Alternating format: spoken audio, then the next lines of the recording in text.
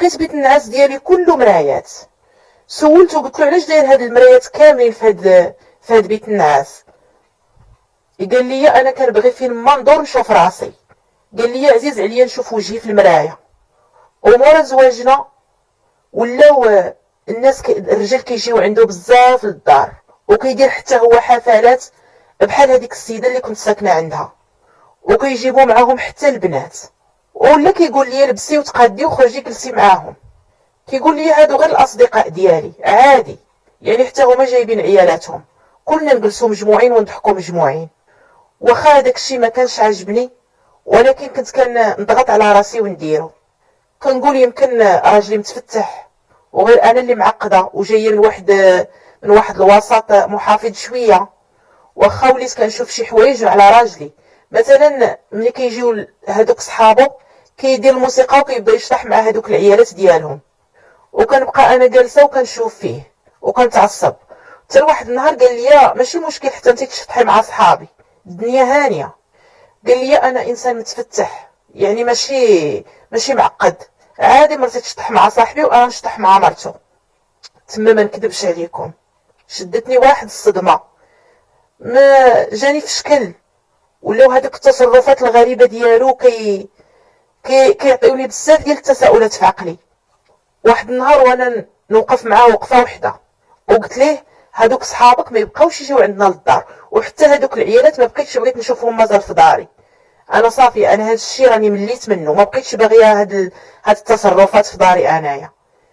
وهو يدور فيا قال لي هذا الشيء ماشي شغلك، وماشي انت اللي غادي تقولي لي شنو ندير وشنو ما نديرش. المهم بديت معاه هو كلمه وانا كلمه، يومين وانا وياه ما كنتهضروش.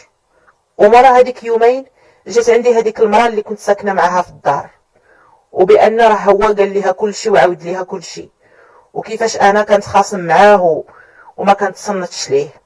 جات بدات زعما كترد لي عقلي وقالت لي خاصك تسمعي لراجلك وهذا، وما تكونش عقليتك هكا يعني متخلفه وتكوني معقده.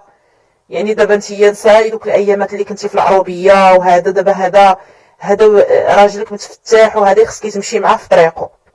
لقيتها حتى هي هذاك الشيء اللي كيدير راجلي عاجبها. انا من طبعي ما صافي، ملي كنشوف بنادم متمسك بواحد الراي ديالو ما كنبقاش نضيع الوقت ديالي معاه. خليتها على خاطرها تقول اللي بغات، وقلت انا ندير داك الشيء اللي قال لي راسي. وملي شفتو ما بغاش يتراجع على داك الشيء اللي هو فيه، قلت نمشي معاه غير بالخاطر، لعل وعسى يعني يرطاب ليا.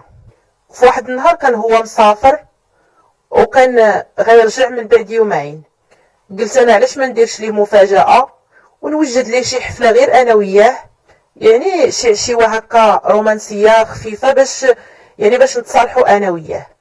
تما انا قلت لهذيك المراه اللي كتعاونني في الدار يعني غير سيري لدارك اليوم بلا ما يعني صيفطتها تمشي لدارها، وقلت انا نكون بشغاله الدار. دخلت لبيت النعاس ديالي وقلت نبدل فيه شي حاجه، يعني نبدل